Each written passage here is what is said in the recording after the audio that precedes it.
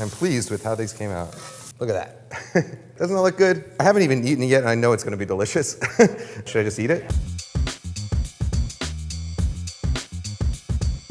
Hey everyone, this is Kenji López-Alt. I'm going to be making some Oklahoma onion burgers. These are one of these sort of great regional hamburger styles in the US. Invented in Reno, Oklahoma by Homer Davis during the Depression. They were originally invented as a way to stretch out hamburger meat by cutting them almost 50-50 with onions. These days people continue to do it just because they taste fantastic. So here's how we're going to do it. I'm starting with ground beef. Any ground beef from the supermarket will do. You want it to be relatively fatty though, so this is 80-20. You just don't want it to be too lean because burgers have a tendency to dry out if they're too lean. I'm gonna roughly divide it into about 4 even patties. Normally, I would recommend very gently handling these and kind of just loosely forming them into a patty so you don't compress the meat and you get almost sort of like a fluffy texture inside. However, with these styles of burgers, we're gonna be smashing them out, and so we want them to have a little bit more cohesion. So I'm actually gonna kind of knead these balls just a little bit. And the idea here is that just like when you're kneading bread dough, the proteins in here are going to cross-link and sort of form a kind of a matrix that's going to help the meat hold its shape a little better. I'm squeezing this the way like a hefty toddler would squeeze Play-Doh. You want to kind of knead it together just until it starts to feel a little bit tacky. You'll notice kind of a change in texture as it really starts to cling to itself. So you can do this part ahead. You can refrigerate the patties if you want. I'm going to jump straight into it, so I'm going to just go to the next step, which is to flatten them out just a little bit. Not a ton. I'm going to try and get them into rounds about 3 inches or so. I got some salt here. I will season one side. Salt and pepper. And we're going to flip these over. I'm going to go wash my hands, and we're going to start on the onions.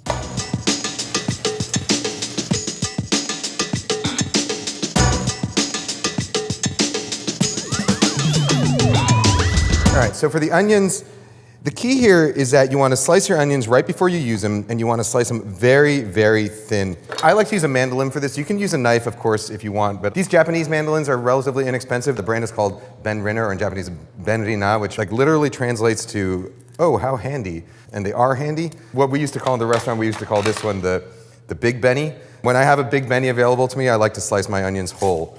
Otherwise, you can slice your onion in half and do it on a smaller Benny. The reason you want to slice your onions just before using them, the chemicals specifically that make you tear up in onions, which are called the lacrimators, same root word for like lachrymose, so sad, it represents tears. The lacrimators in the onions only form after you slice them, and so the longer you let an onion sit after slicing, the more pungent that's going to get. All right, so we got a whole onion here, sliced basically as thin as possible, and what I'm going to do is I'm going to place a big pile of these on top of each one of these patties here. It's like a real big pile, I mean. I'm kind of going for a loose haystack here. So what's going to happen is I'm going to smash these patties down into that pan. Some of these onions are going to hit the pan immediately. Some of them are going to rest on top of the patties. We're going to flip them over. And you end up having these sort of multiple textures and flavors of onion. And that's, I think, really part of the magic of this type of burger. I got my cast iron pan. I'm going to get it really nice and hot. You can use cast iron, you can use stainless steel. This will make your house, it will make your kitchen, your apartment, whatever you live, your tent, it will make it smell like onions for a long time.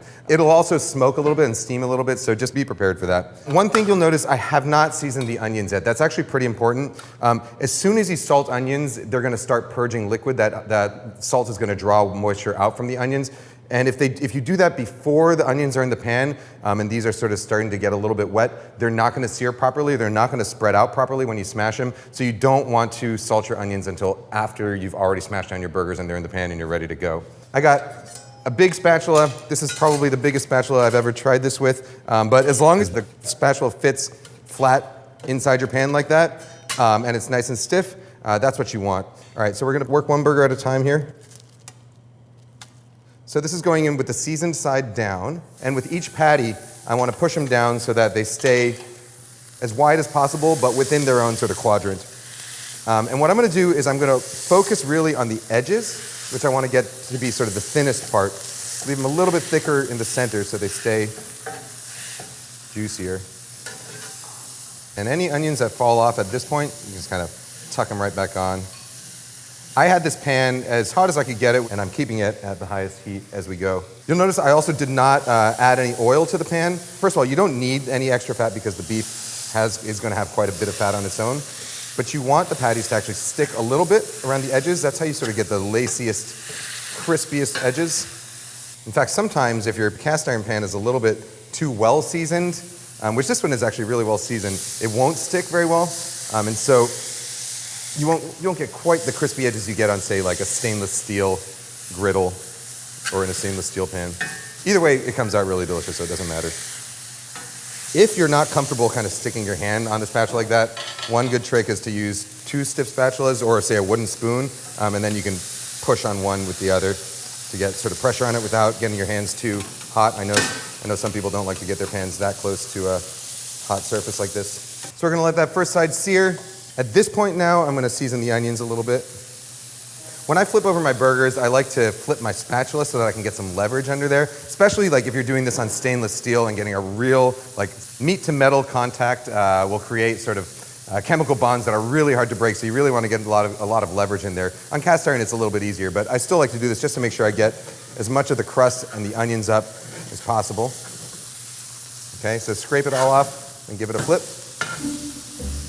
And we're looking for sort of that nice crusty edge around there.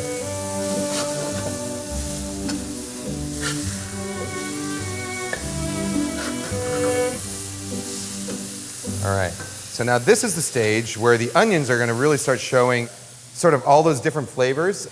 The onions that are directly in contact with the pan underneath are going to start to caramelize. The onions that are kind of frizzled around the edges are almost going to char and burn and get really crispy. And then there's going to be some onions that are still sort of against the meat itself that are really going to just steam. And so you get all these different flavors of onions that kind of intermingle in there. I'm going to add some deli sliced American cheese, which is always a favorite of mine. American cheese is pretty key because American cheese has emulsifying salts in it that help it melt in a way that other cheeses can't. Of course, if you like, cheddar, Swiss, whatever you want, it'll work in here. So I'm now going to take my top buns, untoasted, and I'm going to place them on top of the patties here. And then we're going to take our bottom buns and place them on top. And the idea here is we're going to cover this all up. Those steaming vapors from the onions are going to kind of permeate the buns and give them all that onion flavor, and everything's going to kind of turn into this soft, it's what my friend Ed Levine refers to as the cosmic oneness. I think you're going to get this really nice cosmic oneness between the onions and the cheese and the burgers and the buns, all held together with American cheese and onion vapor. At home, I have what I call the onion towel. This is a trick I learned from a slider joint in Detroit called Telway. You place it over your steaming buns. You want to tuck it in so that the edges don't burn.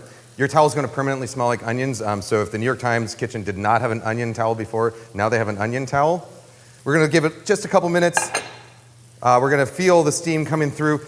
The nice thing about the towel is that it really traps it directly against it, so if you put a domed lid, the buns can actually get a little bit sort of wet as steam condenses on the top, and you get little water droplets sometimes. A towel will steam it while also preventing that from happening. So I think it is the best way.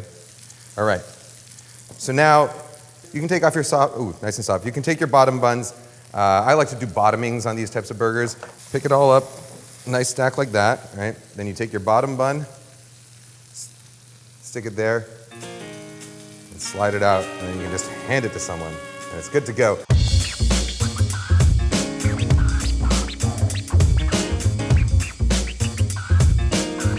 Look at that. Doesn't that look good? Frizzled bits, kind of caramelized bits. I know tucked underneath there's going to be these nice kind of steamed onions. The cheese just holds everything together. The buns are nice and soft and steamed. I haven't even eaten it yet, and I know it's going to be delicious. I didn't put anything on here.